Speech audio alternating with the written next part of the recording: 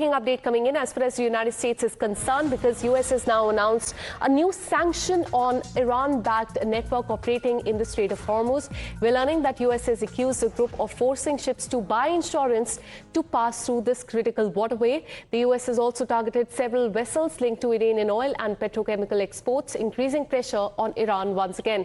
Shinjoy, coming to you on this, will these sanctions really increase the tensions in the Strait of Hormuz, a key global trade route?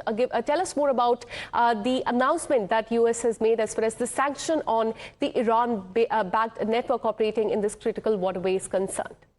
Yes, this is economic warfare, really. And this is something America has been doing. One way the Iranians have avoided this is by selling 90% at times of its oil to China. Now, when you do that, then the sanctions don't entirely work. But it must be said that the naval blockade is going to be worrying for Iran, because this means Iran cannot ship its oil, its main export, to China.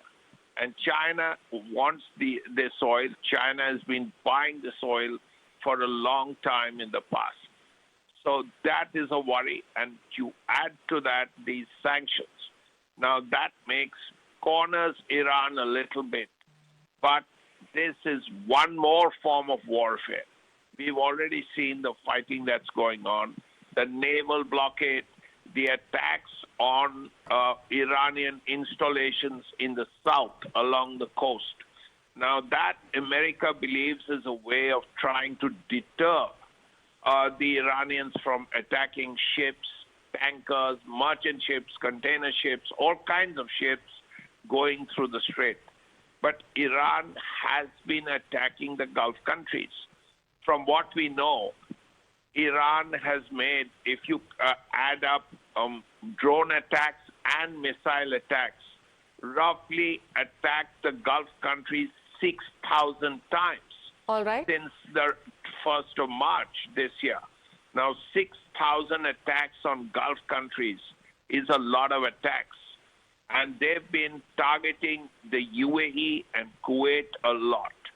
So as a result, regardless of whatever new air defense equipment they've got, a threat remains a threat.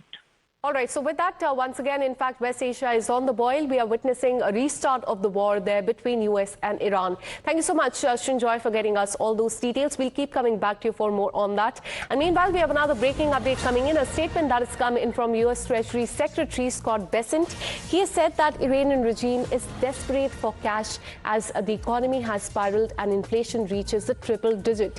Following the office's announcement as far as the new sanction on the country is concerned, as my colleague also told us about, taking to social media. In fact, he has said that US will not allow Iran to hold global commerce hostage or use international shipping to finance the IRGC's terrorism, aggression and also repression. And this is what he has stated on social media. And remember, earlier the Treasury Department had stated that it had imposed a sanction on two firms, what it described as integral to IRGC-backed extortion scheme that forces the commercial vessels to purchase mandatory insurance to transit the critical waterway that is the Strait of Hormuz.